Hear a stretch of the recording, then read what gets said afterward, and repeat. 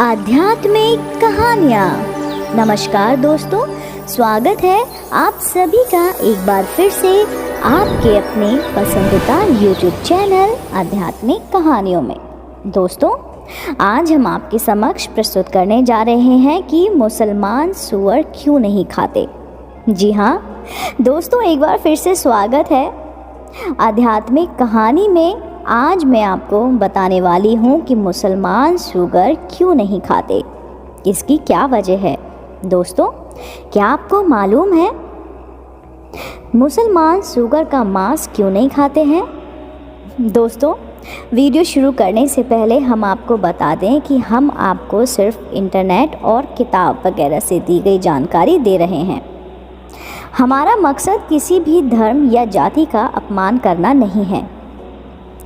अगर जाने अनजाने में हमसे कोई भूल हो गई हो तो हमें माफ़ कर देना। दोस्तों, जैसा कि हम सभी जानते हैं कि मुसलमानों का खाना पीना उठना बैठना यानी कि हर चीज़ इस्लाम के मुताबिक होती है और ज़्यादातर मुसलमान अपनी ज़िंदगी दीन इस्लाम में बताए गए तौर तरीक़ों से और उसके हिसाब से गुजारना पसंद करते हैं।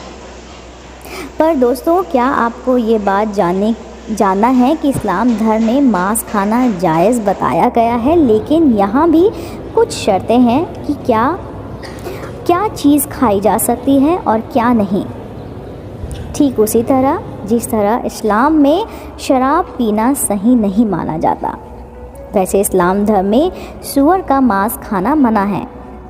अब इसके पीछे की असली वजह क्या है, इसे जानने के लिए मेरी अपने दोस्त यानी कि मैं इसमें आपको बताने वाली हूँ।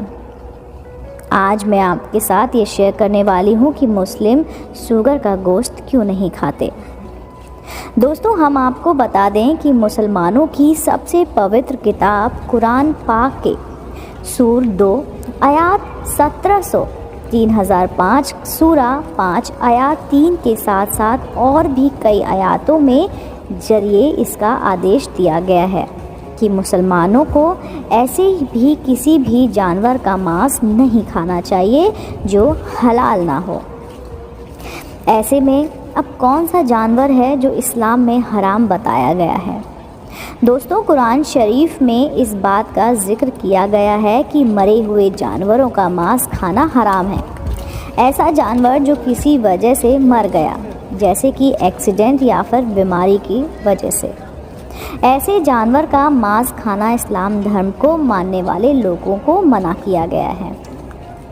दोस्तों, सूरा 5 आयात 3 में लिखा है कि उसने तुम्हें केवल मना किया है मृत्यु पशु, हुक्म सूअर का मांस और वह सब जिसमें अल्लाह के अलावा किसी और का नाम है। हालांकि किसी की मजबूरी है तो बिना इच्छा किए उस पर कोई बात नहीं है, लेकिन अल्लाह वाकई में रहमत करने वाला और माफ़ करने वाला है। दोस्तों, यहाँ पर ख़ास तौर पर सूअर के मांस को ना खाने की हिदायत दी गई है। लेकिन दोस्तों, क्या आपको पता है बाइबल में भी सूअर के मांस को खाने की मनाही है और बुक ऑफ लेविटिकस के चैप्टर नंबर 11 और वर्स नंबर 7 में सूअर को ना खाने का उल्लेख भी किया है।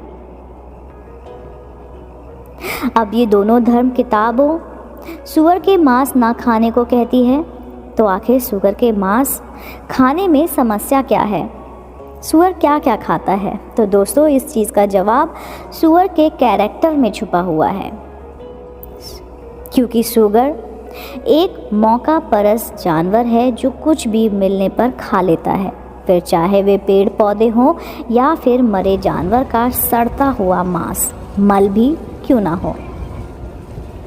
सूअर किसी भी चीज़ को खाने से फ़र्क नहीं पड़ता और वे हर एक चीज़ का सेवन कर लेता है।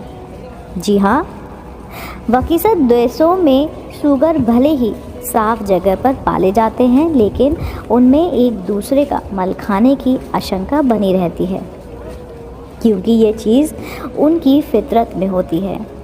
गांव और देहात में जहां लोगों के लिए आधुनिक शौचालय नहीं है, लोग इसी कारणवश खुले में शौच करते हैं और शुगर को कुछ ना मिलने पर शुगर उनका सेवन कर लेते हैं।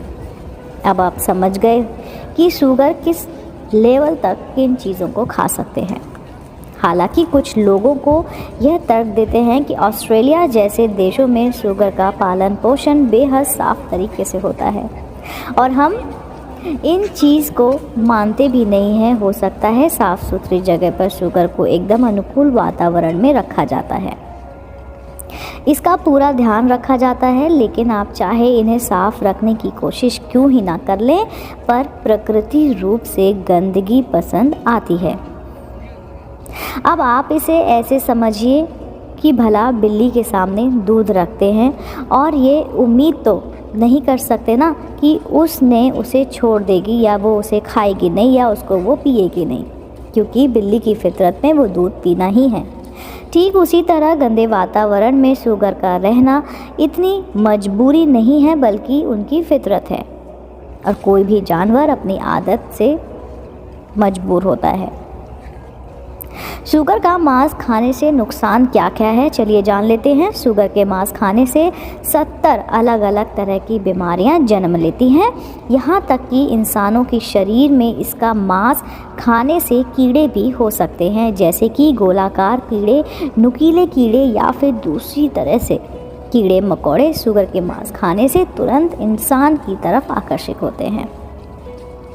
पर इन सभी में सबसे ज़्यादा खतरनाक टाइप बम है।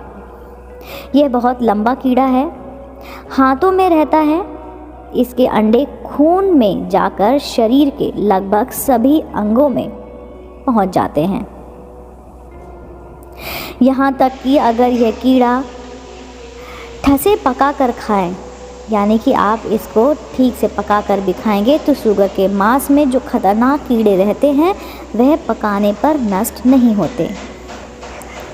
साथ ही शुगर का मांस खाने वाले लोगों को कोलेस्ट्रॉल की प्रॉब्लम भी हो सकती है और 250 से ज़्यादा अमेरिकन हाइपरटेंशन और डिप्रेशन के शिकार होते हैं, जिसका बड़ा कारण उनका खान पान है, जिसमें शुगर का मांस सबसे बड़ी भूमिका निभाता है। इसी वजह से कुरान पाक में शुगर के मांस को खाना गलत बताया गया है। हालांकि शुगर को ना खाने की कुरान पाक में मनाही की गई है, यही कारण हो सकता है। शुगर पानी बहुत ज़्यादा पीते हैं।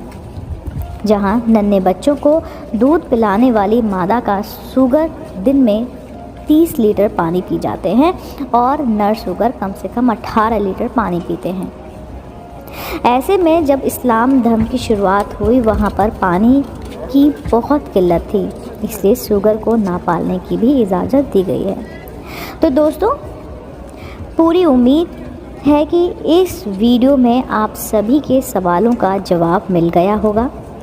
बाकी आपका इस विषय पर क्या कहना है मुझे कमेंट करके बताइए और ऐसे ही इंटरेस्टिंग वीडियो देखने के लिए आप मेरे चैनल आध्यात्मिक कहानी को लाइक कीजिए, शेयर कीजिए और सब्सक्राइब करना बिल्कुल ना भूलिए। मैं आपको मिलती हूँ नई वीडियो के साथ इसी चैनल पर जल्द ही। आप देख रहे थे आपका अपना पसंदीदा YouTube चैनल आध्यात्मिक कहानियाँ।